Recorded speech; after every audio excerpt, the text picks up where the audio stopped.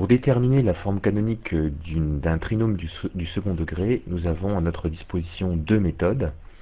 Alors, dans la première méthode, alors tout d'abord, un trinôme du second degré s'écrit de manière générale, peut s'écrire en fonction de x sous la forme f de x égale à x carré plus bx plus c, avec a qui est différent de 0, parce que sinon on est dans le cas d'une fonction affine. Alors, on va, dans cette première méthode, calculer alpha et bêta. Alors, alpha et bêta représentent, en fait, respectivement, l'abscisse et l'ordonnée du sommet de la parabole qui représente la fonction f, graphiquement. Alors, tout trinôme du second degré, écrit sous cette forme, peut s'écrire sous cette forme-là, c'est-à-dire f de x égale a facteur de x moins alpha, le tout au carré, plus bêta, où alpha est égal à moins b sur 2a. Et bêta est l'image de alpha par la fonction f. Alors, on va appliquer cette méthode sur deux exemples. Alors, premier exemple, f de x égale x carré moins 6x plus 4.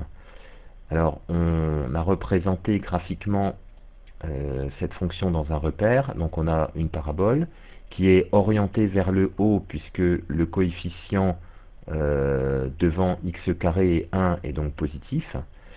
Et donc, on a ici les coordonnées du sommet de cette parabole, donc 3 en abscisse et moins 5 en ordonnée. Alors, on va calculer alpha avec la formule qui était donnée ici, moins b sur 2a, donc 6 divisé par 2, ce qui fait bien 3.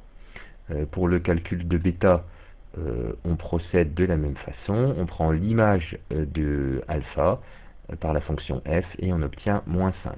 Et ensuite après, quand on a alpha et bêta, il suffit de remplacer dans la formule qu'on a donnée tout à l'heure, et voici donc la forme canonique de f.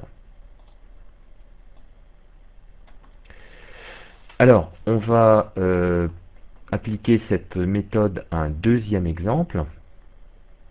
Alors, ce deuxième exemple, on va le déterminer maintenant, donner maintenant.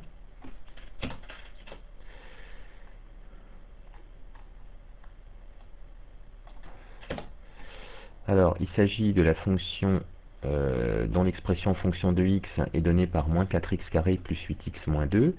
Alors, on calcule alpha, on trouve 1.